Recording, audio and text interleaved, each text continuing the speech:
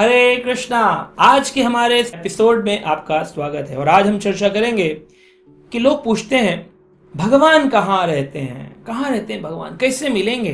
तो अनेक अनेक जगहों पर अनेक अनेक प्रकार से बताया गया। तो एक बार नारद जी ने जाकर के भगवान विष्णु से पूछा कि भगवान आप कहाँ रहते हैं, कहाँ मिलते हैं, कैसे प्राप्त होते हैं। तो पद्म पुराण में एक श्लोक आता है जहां पर भगवान स्वयं विष्णु जी नारद जी को वर्णन करते हैं। नाहं वासामि वैकुंठे योगिनां हृदयेन च मद्भक्ता यत्र गायन्ति तत्र तिष्ठामि नारद। भगवान कहते हैं नाहम वासामि वैकुंठे। लोग मुझे वैकुंठ धाम में आकर ढूंढना चाहते हैं नारद जी, मैं वैकुंठ में नहीं रहता हूँ। ना ना ना, गलती मत कर देना वैकुंठ आकर के कि भगवान मिलेंगे। अगर भगवान यहाँ नहीं मिले तो वहां भी नहीं मिलेंगे, यानी कि वैकुंठ हम कभी जाएंगे नहीं, हम इसी जन्म मृत्यु के चक्र में घूमते रहेंगे। नाहम वासामि वैकुंठे योगिनाम हृदयेन च। ना ही मैं योगियों के हृदय में जो मेडिटेशन करते हैं, ध्यान लगाते हैं, हृदय में भगवान का दर्शन पाना चाहते हैं, भगवान कह रहे नहीं नहीं नहीं नहीं, मैं उनके हृदय में भी परमात्मा रूप में तो रहता हूं, लेकिन अपने शाश्वत आदि पुरुष गोविंद कृष्ण रूप में विराजमान नहीं होता हूं। वहां मुझे ढूंढोगे, खोजोगे, मैं नहीं मिलूंगा। तो फिर कहां मिलेंगे?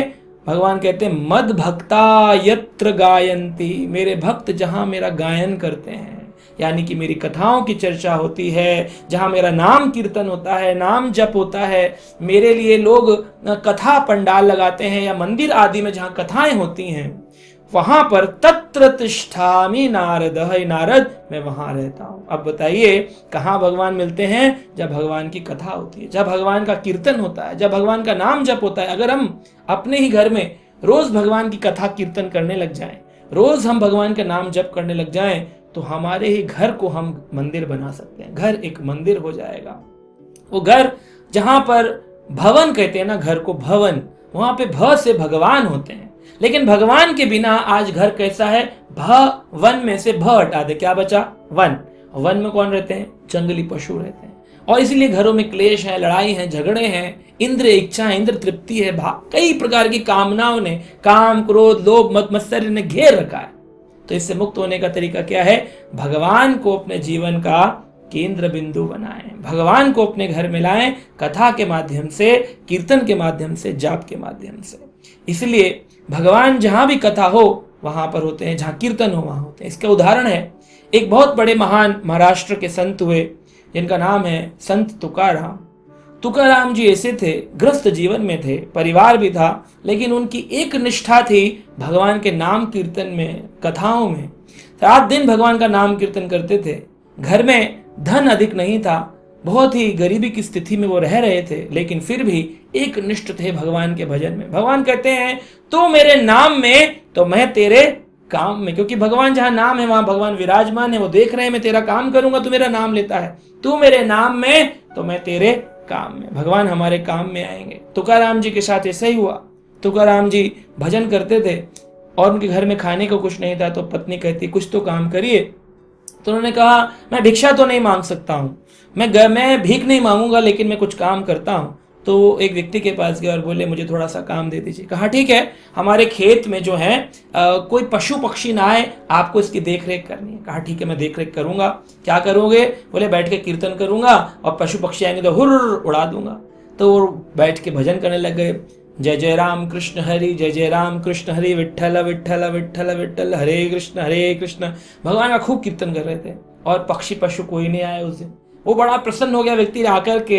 उसने क्या दे दिए? बोले ये गन्ने ले जाइए, अपने बच्चों को खिलाइए, आज का आपका वेतन है, मैं आपको ये मेहनताना देना चाहता हूं, और अंत में जब महीना खत्म हो जाएगा तो मैं आपको आटा दाल चावल चीनी सब दूंगा, लेकिन आज ये गन्ने ले जाइए। रास्ते में गन्ने ले जा रहे हैं, लोग छीन रहे। अरे तुकाराम काम करने लगा, सब उनके गन्ने निकाल के हमें भी दे दो।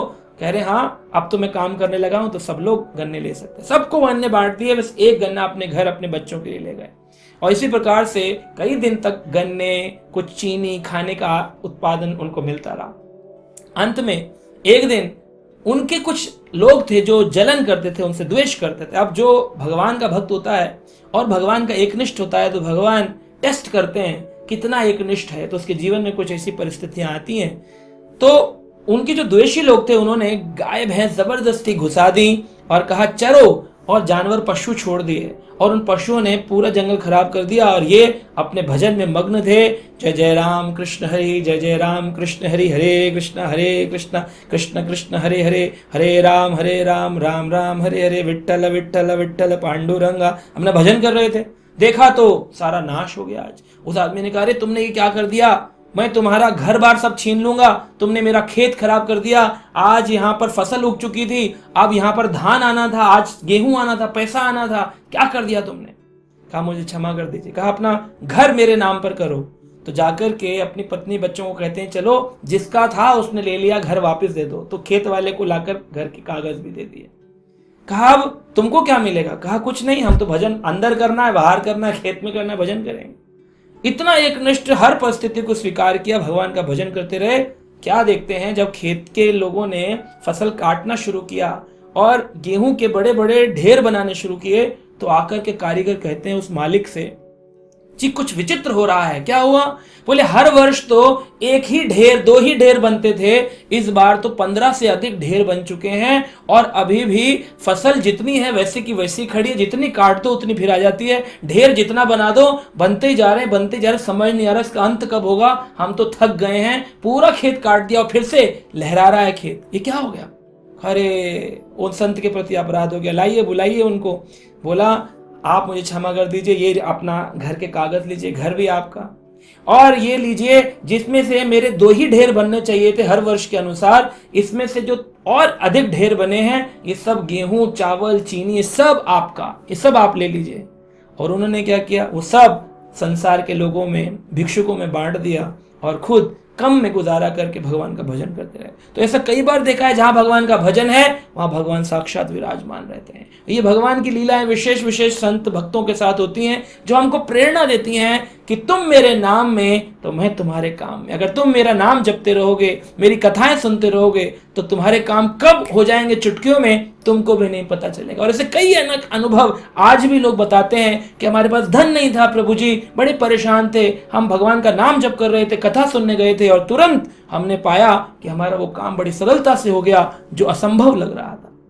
तो इसलिए भगवान का भजन करते रहिए। भगवान कहते हैं मद भक्ताम यत्र गायंती तत्र तिष्ठामि नारद, नारद में वहीं रहता हूं। तो भगवान को आप बुला सकते हैं अपने घर में, अपने उस स्थान में जहां भगवान की कथा या भजन करते हैं। तो यहाँ रहते हैं भगवान, और भगवान का दर्शन पाइए, भगवान को बुलाइए, भगवान का आनंद प्राप्त करिए। हरे कृष्णा।